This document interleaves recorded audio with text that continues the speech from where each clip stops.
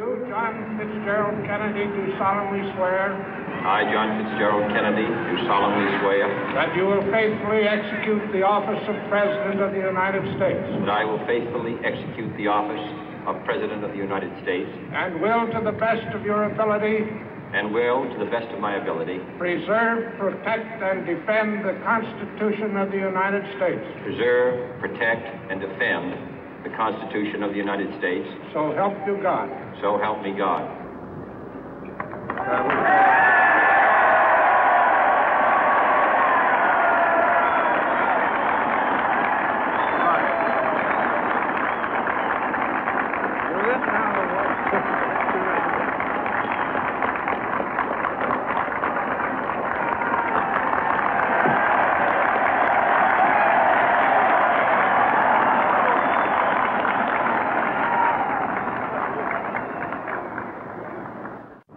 Vice President Johnson, Mr. Speaker, Mr. Chief Justice, President Eisenhower, Vice President Nixon, President Truman, Reverend clergy, fellow citizens. We observe today not a victory of party, but a celebration of freedom, symbolizing an end as well as a beginning, signifying renewal as well as change. For I have sworn before you and Almighty God the same solemn oath our forebears prescribed nearly a century and 3/4 ago. The world is very different now, for man holds in his mortal hands the power to abolish all forms of human poverty and all forms of human life. And yet the same revolutionary beliefs for which our forebears fought are still at issue around the globe. The belief that the rights of man come not from the generosity of the state, but from the hand of God. We dare not forget today that we are the heirs of that first revolution. Let the word go forth from this time and place to friend and foe alike that the torch has been passed to a new generation of Americans born in this century, tempered by war, disciplined by a hard and bitter peace, proud of our ancient heritage, and unwilling to witness or permit the slow undoing of those human rights to which this nation has always been committed and to which we are committed today at home and around the world.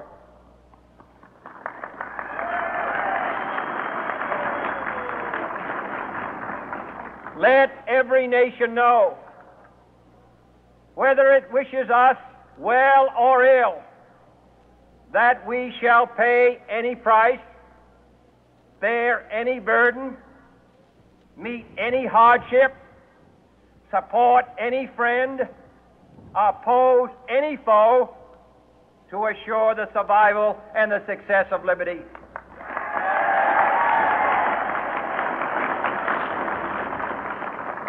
This much we pledge and more. To those old allies whose cultural and spiritual origins we share, we pledge the loyalty of faithful friends. United, there is little we cannot do in a host of cooperative ventures. Divided, there is little we can do, for we dare not meet a powerful challenge at odds and split asunder.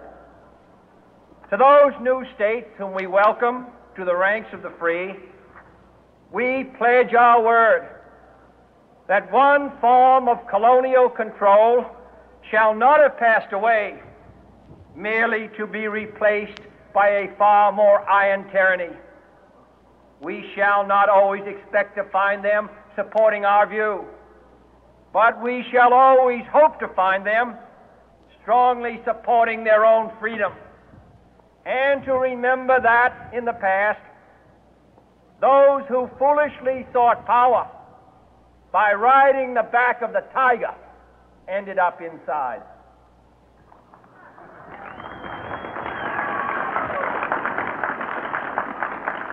To those people in the huts and villages of half the globe struggling to break the bonds of mass misery, we pledge our best efforts to help them help themselves for whatever period is required, not because the communists may be doing it, not because we seek their votes, but because it is right. If a free society cannot help the many who are poor, it cannot save the few who are rich.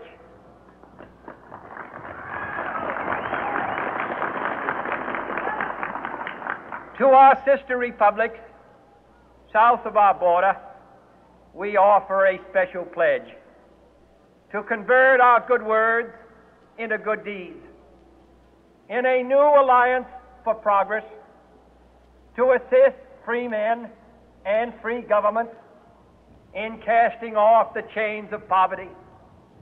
But this peaceful revolution of hope cannot become the prey of hostile powers.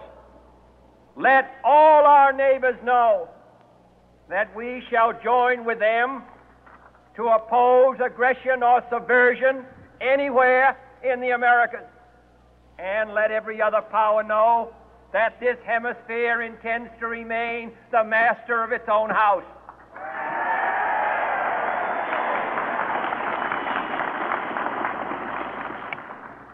To that world assembly of sovereign states, the United Nations, our last best hope, in an age where the instruments of war have far outpaced the instruments of peace, we renew our pledge of support to prevent it from becoming merely a forum for invective, to strengthen its shield of the new and the weak, and to enlarge the area in which its writ may run.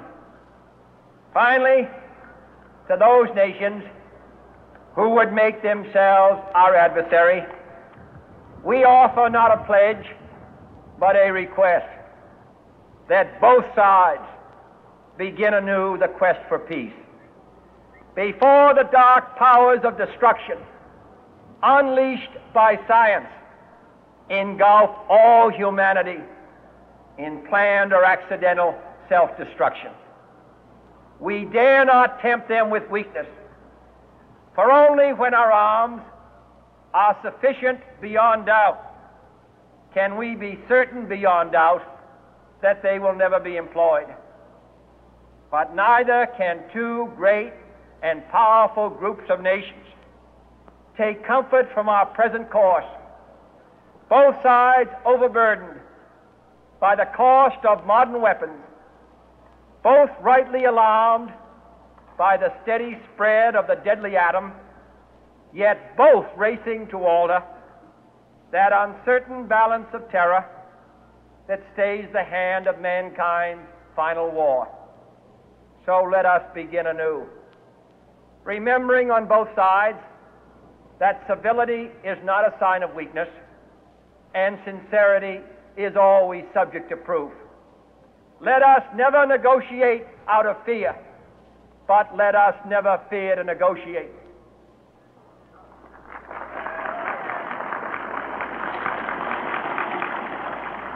Let both sides explore what problems unite us, instead of belaboring those problems which divide us.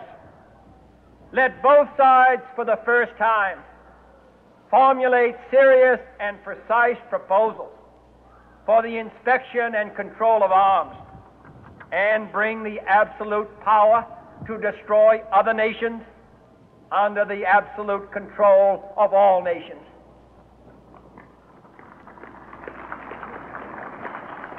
Let both sides seek to invoke the wonders of science instead of its terrors.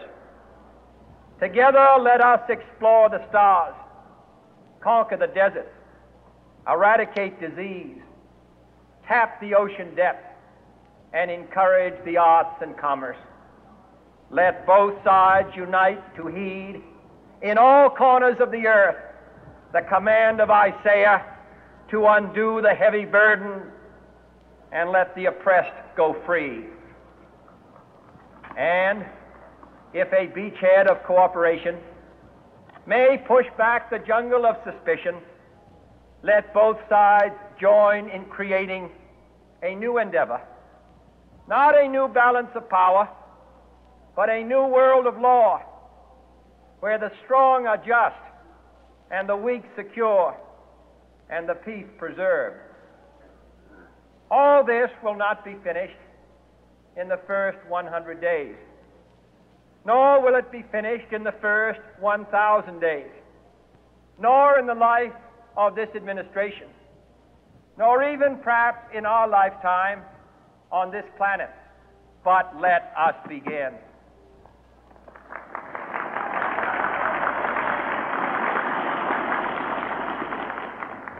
In your hands, my fellow citizens, more than mine, will rest the final success or failure of our course.